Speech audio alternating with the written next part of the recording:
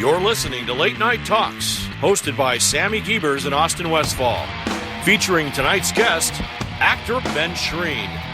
Here's Austin and Samie.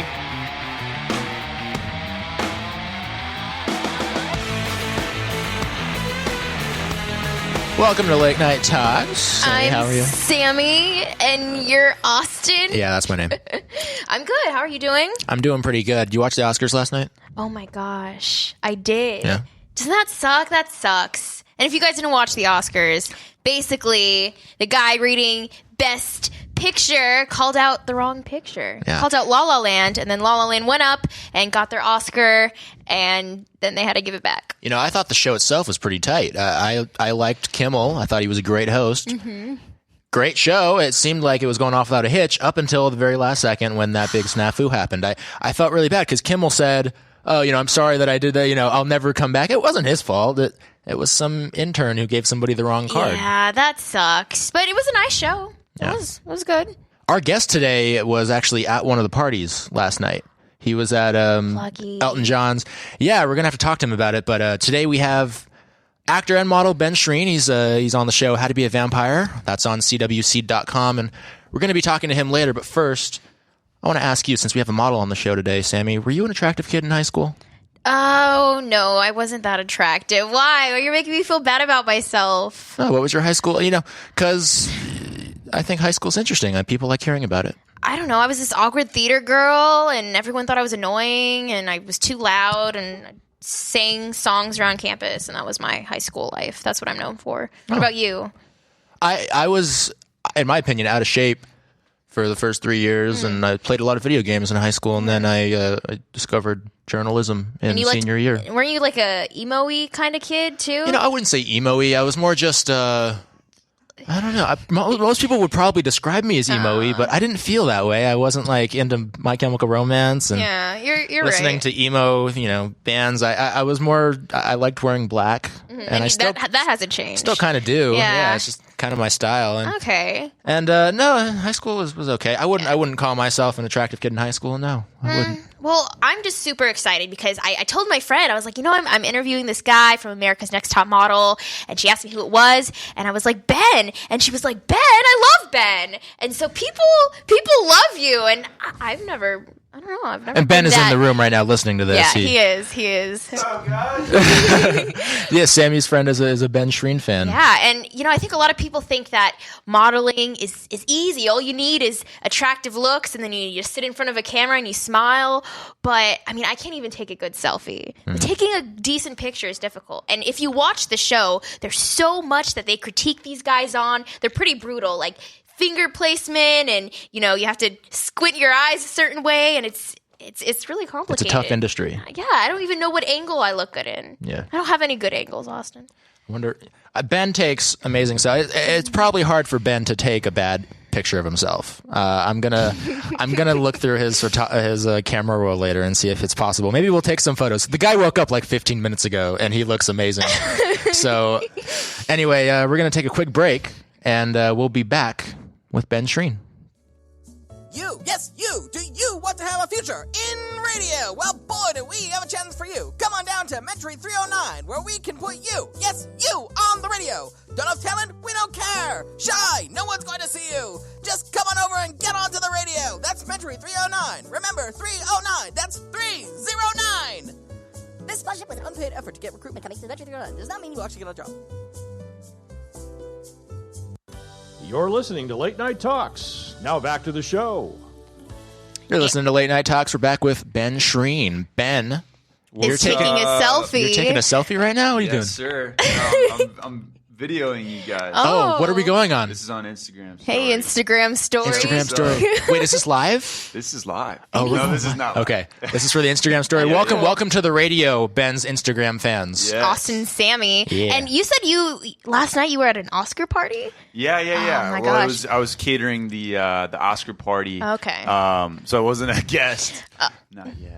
All right, Right, not right. yet. No. It's he's all preparing for when he's the star of the party. man. Yeah. I'm grinding it out until the day comes. And I think a lot of people think that like the model lifestyle is just parties and clubs all the time. Is that is true or false? Is that fact or fiction? I mean, it's true and false. Whatever you want to do with your life, but it's definitely a lot of models, especially when you first come out to LA. I mean, I kind of got down that, but it becomes a slippery slope. Like if you party way too much, that's taking up most of your time. You're taking away, when you go on your photo shoots and stuff, you're going to be looking less bright. Yeah. But when you lose focus and you start to, because your body is important to a model, obviously. When you start to treat yourself like trash, you start to look like trash. Oh yeah. But it was a great time last night, and I saw a few of my buddies, and we had a blast. Now, have you always been in model shape? Have you always been an attractive guy? No, I haven't actually. In high school, I remember and all through, not high school, but coming up from grade school on, I was always a skinny kid, like super super skinny, like sickly skinny. And people make fun of me, call me different names and stuff. They would make nicknames and make fun of your appearance. Oh yeah. What'd they call you? High school. What'd they call you? Skinny little bleep, like spider, like crap like that. Yeah, of course. I can probably not swear on this you're show. Right, you're right. Anyway, and so I don't know, sophomore year in high school, I started hitting the weights really hard and got up to 225 my junior year, summer to senior year.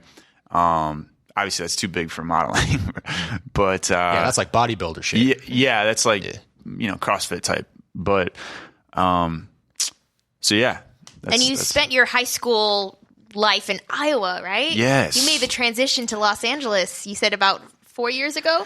Yes, about 4.5 years ago, came to LA and been loving it. Like I said, if the entertainment industry was in Iowa, I would never leave because I love Iowa. It's I'm from a small town called Waverly, Iowa. It's next to Waterloo and Cedar Falls. But yeah, I grew up in the cornfields, working 4 a.m. to 5 p.m. every day.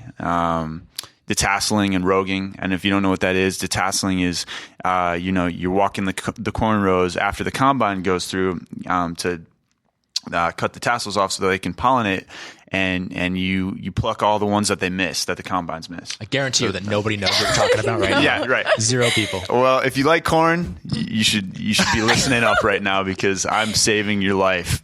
I did. No. Were you the most attractive guy in high school? Oh man, there was a lot of attractive guys. All right, I don't know what they put in the water in Waverly, Iowa, but it's good. It's some good stuff. It's all the hard work you guys are doing in building your corn. You're working your corn machines and. Oh yeah. I mean, manual labor is everything in Iowa. So, and then also roguing is one more fun fact about corn. Roguing is you walk the corn furrows and you cut down the taller, darker green corn. It's because it's diseased and it will disease the corn around it. So you got to cut those out. But anyway, corn. All right. But yes, I got in the yearbook. I guess I got voted most attractive in my class or whatever. Okay. Yeah. So you glowed up. As I glowed up. I did. I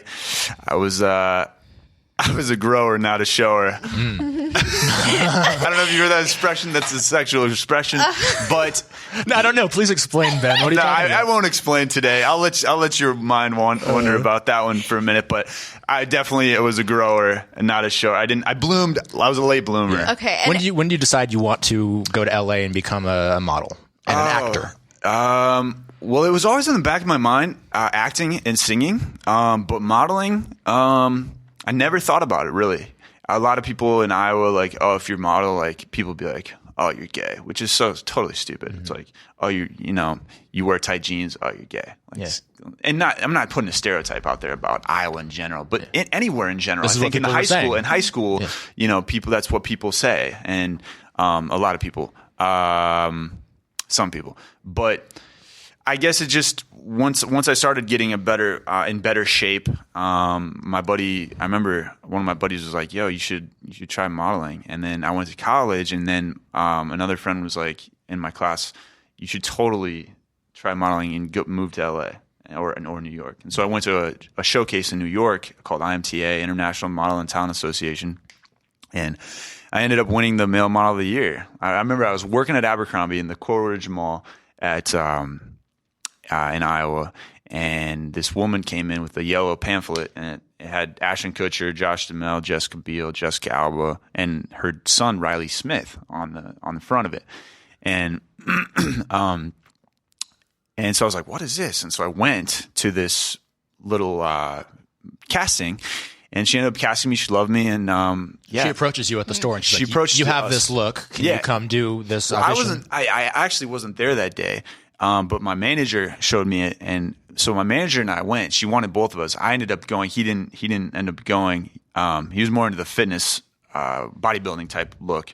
But anyway, so I went, won Male Model of the Year, most sought after talent, and then I got a manager from that in LA. So, I won it in New York, came to LA, and then I just started my journey here. Went on Top Model, and that's what kind of segued me into the industry. And you don't just get on Top Model. You know, there's tons of people who would die to get on that show. Thousands. Right? Yeah. So how do you just get onto Top Model? Well, it's a lot about your personality, you know, but as well, obviously you have to have the look, but personality is key because it's pretty dramatic. If you guys have ever watched the show. Yeah.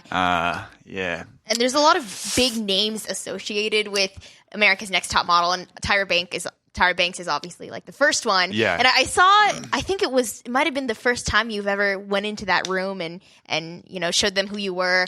And you kind of, I got some flack. yeah, you did. You walk in and you say, you know, I was a waiter. I don't know what party it was, but I waited on you, Tyra, and I kind of checked you out a little bit. Yeah. And then the judges kind of got a little mad at you. Yeah, dude, thank you for bringing that up.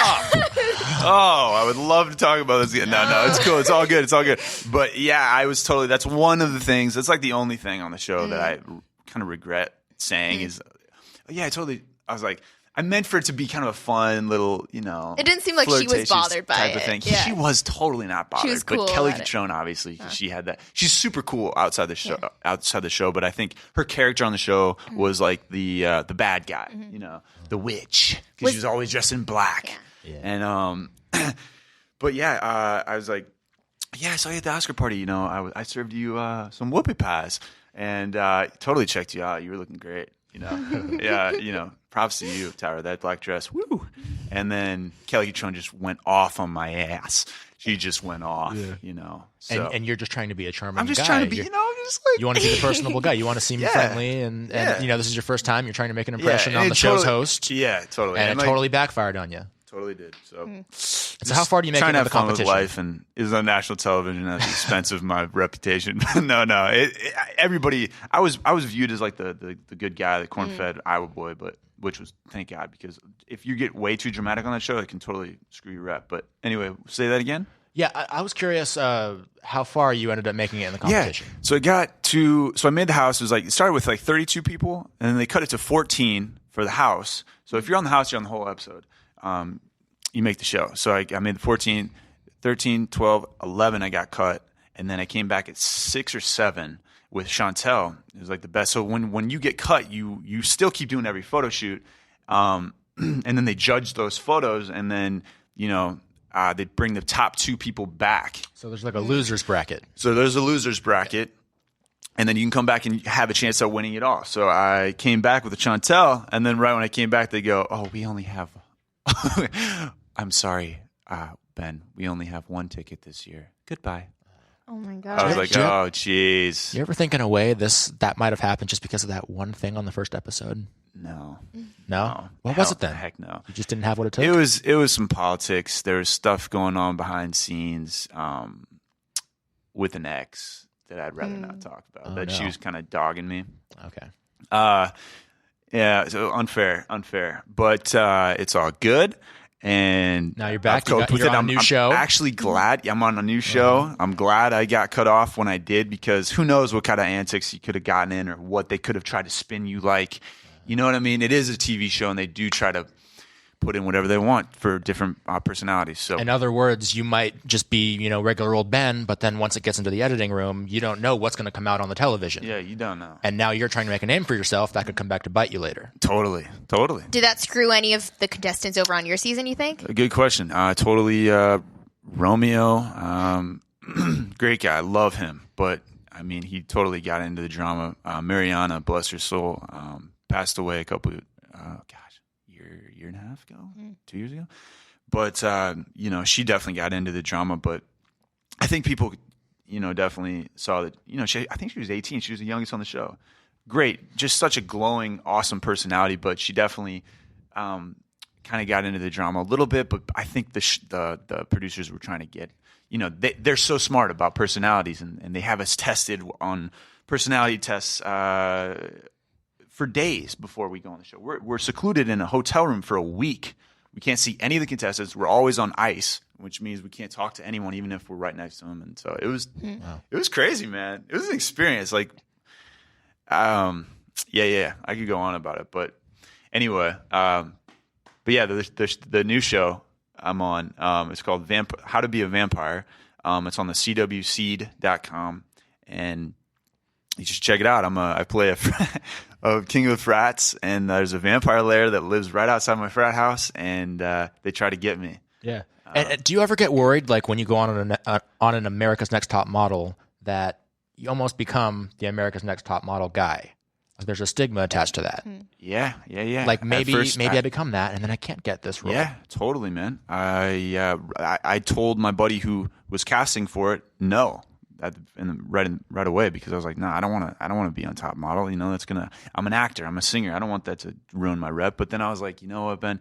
These days, social media is key, and if you just stay true to yourself and don't get into too much drama, you'll be fine. And that's what I did. So I didn't get into the drama, which is great. Great. Well, we'll keep talking to you about your career. We're going to take a quick break. We'll be right back with Ben Schreen. You, yes, you. Do you want to have a future in radio? Well, boy, do we have a chance for you. Come on down to Mentary 309, where we can put you, yes, you, on the radio. Don't have talent? We don't care. Shy? No one's going to see you. Just come on over and get onto the radio. That's Mentary 309. Remember, 309. That's 309. This sponsorship was an unpaid effort to get recruitment coming to Mentary 309. Does not mean you will actually get a job. You're listening to Late Night Talks. Now back to the show. So on the show, and we're back, by the way, but on the show, I was curious to see like how many photo shoots you guys do every week, or like every day even. How often does that occur? Yeah, great question, Samantha. What do you? Samie. Samie. Great question, Samie. So there's a photo shoot at least once a week. It's pretty cutthroat. I mean, the show goes on for months. I don't even know how long that airs, the airtime, but we only shoot for 2 months. About 2 months, a little over. So I mean, we got to get a lot in a little amount of time. So there's always a challenge. There's something going on every day, like either a challenge or a photo shoot, or Tyra or Miss J or Kelly Cutrone would come over to the house, or there'd be like Nick Cannon came over and had a little challenge, or we'd go out for a night in Korea and they'd tape it when we went to South Korea. So always something going on. Yeah, it's go. It never stops. I remember waking up multiple times to Yusai, good morning, get up, like, yelling at the top of his lungs, like, oh God, Yusai, no, I want to go back to bed. But you just, come on, Ben, that's what you signed up for. Yeah, you gotta push yourself. Yeah, you gotta push yourself on, to be honest, this is behind the scenes for all you Top Model fans out there. We were drinking almost every other night, like they encouraged alcohol, so me and Adam from Top Model he was my best buddy on the show. And, we'd be hungover some nights because you gotta think it is a show too. So you gotta be in with the hype and the entertainment. So I would try to stay up and get my Adam time in and some partying in, because I know that's got to give them what they want, but at the same time stay true to yourself. So it was tough. You have a girlfriend at the time when you're on the show? I did not. No. Right. But so you guys are just going out to clubs. You guys are having fun.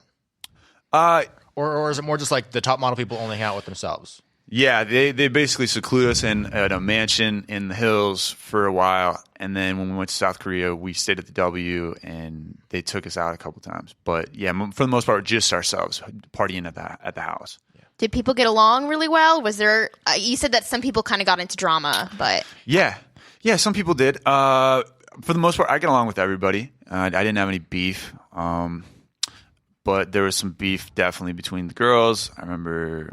Man, I don't even remember who was going head to head, but all the time. I mean, tempers are flaring. You're in a house for the world to see. At any moment, what you can say can get broadcasted in the wrong way. So you're always pre-thinking what you were talking about. And I was talking about that to Austin about after the show, I found myself thinking too much about what I was saying, because that's what you do when you're for a while when you're on the TV show. So there's that thing like, what if something I say gets taken out of context later? Yeah, totally. So, but for the most part, we're all still friends, and it was a wonderful experience.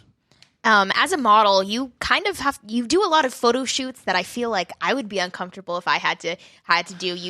I saw a picture of you and like, a dude or with Tyra, like that would have been so intimidating to do a photo shoot with the most famous model in the entire world. Are there any awkward photo shoots where you're uncomfortable or they ask you to do something that you don't want to do? Yeah, but totally. I mean, I remember Matt. My buddy Matt Smith, he had to kiss Will, and he's a straight guy. Will's gay, but he's totally down. He was like, you know what, whatever gets the shot. This is an art form, and they're up on the spider web in their undies, and this like life-size spider web, like had to like Will or Matt had to like bite each other's lip. I think Will was like the spider and he was the prey. Matt was the prey, and they had to like bite whatever. So it could be uncomfortable, but all of us are pretty comfortable in our own skin. But yeah, I mean, I remember we had this like Mr. Freeze shoot, where everyone had to be on this block of ice, and like not much clothing for at least 30 minutes, and trying to keep your face while shivering and your lips are going blue, stuff like that. They definitely push you to your limits, to your model limits. You have a girlfriend now. Did she see you on the show? Yeah, yes, I do. And she did see me on the show. She helped me. She was there every episode, with a shoulder to lean on because, after the thing I said to Tyra, and then I wrote the song for Tyra and they wouldn't let me warm up. And I kind of just butchered it. But it was hilarious, and me and Adam made me laugh. Like I couldn't even keep singing because I was laughing so much. But bless Madison's soul for being there for me. But how'd you meet her? I met her at Warwick at a club, actually. She approached you like, "Oh, can I get your autograph?" Yeah, she totally approached me. No, I approached her. She was, "Can I get your autograph?" No, yeah. To her, you're like you're the America's Next Top Model guy. Yeah, I mean, she's not. She used to be a big fan of the show, but yeah, I guess. But yeah, I went up to her and I was just like, she was dancing, and her hips weren't lying, and so I went up there and she was dancing, and this guy was trying to hit on her, and I literally just stepped in between them. I'm like, "Hey, you dancer?" I was like, "Hey, what's your name?" That's my go-to. Hey, what's your name? Now, have you ever been unsuccessful with trying to pick up a girl? Oh yeah. Really? Every now and then, back in the days where I'd be going out. Back when you were a spider.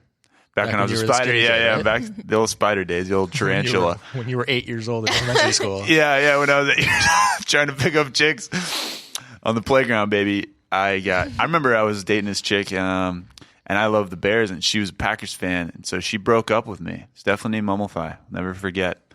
Broke up with me because I didn't like the Packers. Huh. And so you're on television and you do YouTube videos now, and you're an actor and a singer, and girls, they love that kind of stuff. So does that put a strain on the relationship a little bit? Oh yeah. There's temptations all over hell. You're just a walking. No, I mean, it's you put yourself in situations that wouldn't supply the temptations. So I don't really go to the club that often. You go to church. I know. Right? I go to church, dog. Yeah. No, I really do. I go to city this church. Is a newer thing for you, right? Didn't you recently start going to church? Well, yeah. I'd never been a church guy. Like when I growing up, we'd go to church, Christmas. That's about it. And then I just recently found God, like a relationship, a big relationship with Him. And that's the most important to me right now, is just growing my relationship with my faith in God. And so, but City Church, Judah Smith is the man. I definitely encourage all of you to check it out sometime. City Church. And like Samie mentioned, And you know, I read gossip websites, and I know that quote unquote model types like to go out and have fun. Mm-hmm. Yet here you are, a guy who regularly goes to church, and you're settled down with a long-term girlfriend. Mm-hmm. Do you think you're out of the norm?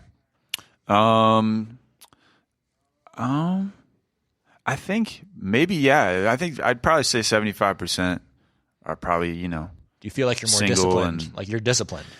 Yeah, definitely more disciplined, especially than I used to. I used to be a party animal, you know, but now and there's definitely a time and place for the party animal to come, Frank the Tank, to come back out of me. But as of right now, yeah, I'm just more disciplined and focused on, you know, what God put me here to do. So, what are these temptations that you're avoiding?